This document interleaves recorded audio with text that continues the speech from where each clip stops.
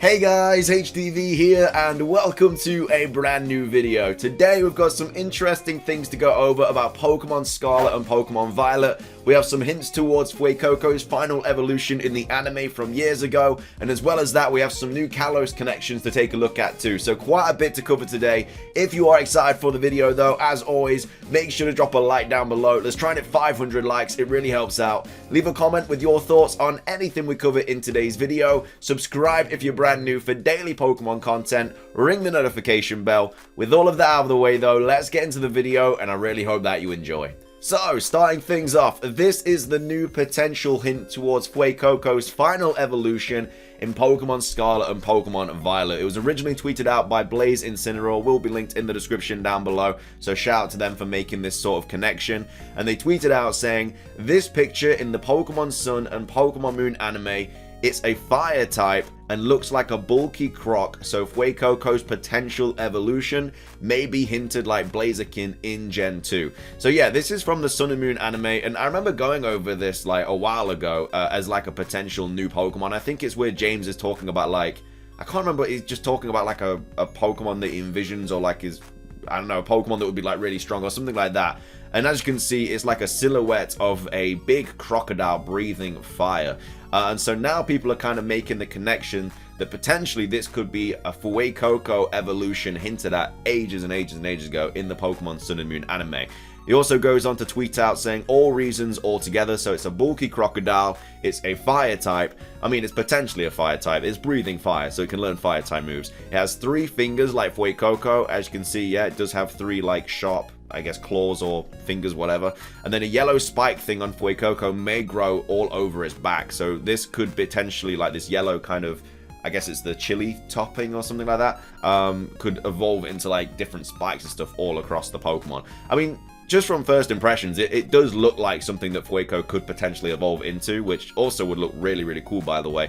And then obviously just adding loads of people asking what they think. And then we have people replying to this saying Blaziken wasn't hinted at, Blaziken was revealed. The same goes for Ho-Oh, Munchlax, Go-Go, Noivern, etc. This is different than those reveals. I think that silhouette looks pretty cool, but considering it wasn't, it was 2 generations ago, I doubt it is going to be Fue Coco's evolution. So yeah, as we know, the Pokemon anime does usually reveal Pokemon before their generation. As you can see, Ho-Oh was revealed in the first episode of the Pokemon anime, and then of course became a Gen 2 legendary. I think Donphan was also revealed in the first Pokemon movie, and then of course became a Gen 2 Pokemon. I think Marill was revealed in like Pikachu's Vacation, and then of course was a Gen 2 Mon, and then all these other Pokemon as well, Munchlax, Go-Go, Noivern, like Togepi and stuff. I think all these Pokemon were revealed before their generation, so it's a little bit different like that. If it was like an actual picture of a Pokemon and then it turned out to be Fue Coco's evolution, then of course it would be revealed. But because it's a silhouette, it doesn't necessarily mean that it's definitely going to be a thing. However, this person tweeted out saying there's that one time in Misty's flashback or dream she saw a Mega Gyarados silhouette. So I didn't even remember this, but this is obviously very, very good evidence. Like this is, I'm guessing, like the inspiration for Mega Gyarados, and this was hinted at long, long, long ago in the Pokemon anime, before obviously we even had Mega Evolution and stuff. You think this was a hint or something they based Mega Gyarados off of when designing it? Pokemon is known to be working on projects for a long time before they actually reveal it, so I wouldn't doubt the idea was floating around somewhere. And of course they do take inspiration from old Mons as well, like Sirfetch'd, for example, looks quite similar to its original Pokemon that it was like based off of. A Farfetch'd evolution in Gen 2, like we're supposed to get a Farfetch'd evolution in Gen 2, and it looks similar to how Sirfetch'd looks, so they do take inspiration from like past designs and stuff like that.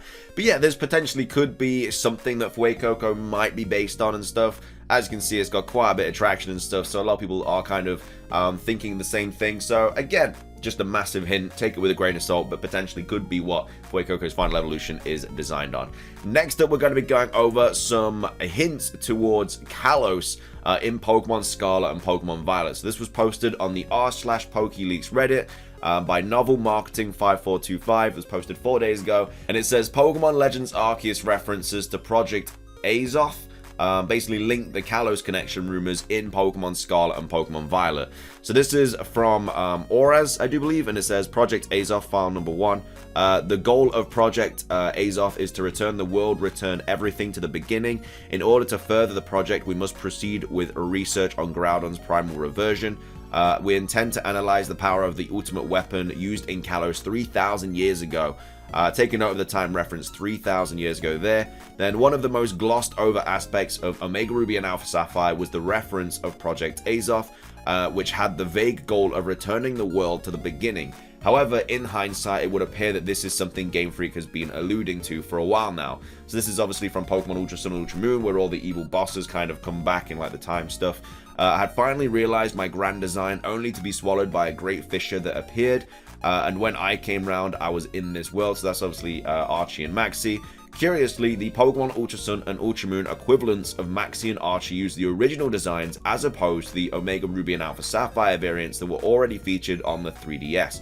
We know from the Rainbow Rocket fiasco that these versions of the villains are the ones that succeed in their plans, which, as Aura's clarified, was to return everything to the beginning for Archie and Maxie's case. So yeah, it's very much like a multiverse kind of timeline. So in the timeline that Archie and Maxie are from, the protagonist wasn't there to stop them, so they basically caught Kyogre and then took over the world and stuff, and you know, reformed it back to like complete land or complete sea and stuff.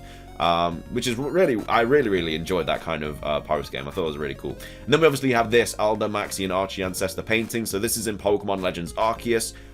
So Pokemon Legends Arceus provides a little bit of a payoff to this fact for anyone who's been paying attention, as it also uses the original designs that were implied to have succeeded in their plans, again as opposed to the Pokemon Omega Ruby and Alpha Sapphire versions. The only question is, why did they choose a character from Unova to also be featured alongside them? And then we have the Relic Crown as well, which also says, a crown made in a civilization around 3,000 years ago. A maniac will buy it for a high price. That could in fact be due to the similar themes that Gen 5 and 6 shared surrounding royalty. To further drive this point home, the relic crown that was featured in Unova was also directly stated to have been made in a civilization around the same time that King AZ would have fired the weapon. The other indirect threads to this too, as Melmetal was also stated to have disappeared exactly 3,000 years ago and is based on Mercury, which is just another term for Azoth. So that's all of like the Mercury for Pokemon's Melmetal stuff and everything like that. And then it also says, between this and the resurgence of Mega Evolutions in the anime, perhaps to prepare their relevance in Gen 9, it's looking more and more realistic every day that we'll start to get some payoff with all the teasing. And then people are replying to this saying it's possible that these new games might give us more info on what really happened 3,000 years ago. We only know about the weapon, the war, and how the weapon is responsible for the creation of the Mega timeline. However, we still don't know the opposing sides and what exactly they were fighting for. Is it possible that the war had a much bigger impact on the world of Pokemon, and AZ dropping a nuke for his flower pal is only a piece of the puzzle? Could legendaries have been involved, and is Melmetal a counter for something? Don't forget that the darkest day of Galar happened at the same time before Scarlet and Violet were unveiled. I thought the war was between ancient Kalos and Galar. Now I think it could be a world war, given that the ultimate weapon of Kalos could be seen as the Pokemon universe equivalent to a nuke. It could have been a war between all three European regions, with maybe Unova involved as well, given the US had a hand in World War I and II as well. I really think the Alda figure is the ancient hero who is named a lot of time in the game. The ancestor of Alda could be that ancient hero. He had 10 Pokemon and Alda had more of 6. Both clans venerate that figure. The ancient hero was the initial point. Kalos Connections and who done sparse evolution, it seems. But yeah, I don't know. I think this is all very, very interesting. I mean, there's clearly some sort of links here, some sort of connection for sure. But yeah, I mean, as we all know, like Spain literally borders France. So if we're ever going to go back to Kalos, or ever going to get any sort of Kalos kind of, I don't know, if we're ever going to get any kind of representation of Kalos in a new Pokemon game, it's going to be in Pokemon Scarlet and Violet until we get eventually the remakes of Pokemon X and Y, just because they're right next to each other. Again, we could have obviously got something in Galar, because obviously the UK is right next to France as well. But of course, they don't border each other, whereas literally Spain and France actually do. So yeah, hopefully we do get some sort of Kalos stuff, which potentially could be Mega Evolution is back. We don't know. Again, Mega Evolution was seen in the Pokemon Legends Arceus game files, like all the cries were there, all the forms were there. They were taken out of Pokemon Sword and Shield and then put back in Legends Arceus, so we don't really know why that happened. Potentially it could be preparing for Generation 9. We really don't know, but either way, that is going to be everything for today's video. I hope you guys enjoyed it. If you did, make sure to drop a like down below. Let's try and hit 500 likes. Leave a comment. What are your thoughts about everything we covered in today's video? Do you think we might be going back to Kalos? Do you think this could potentially be Fue Coco's evolution, or the evolution is loosely based on this? Let me know. Subscribe subscribe if you're brand new, ring the notification bell. That's everything from me though. Have a fantastic rest of your day, and until next time, peace.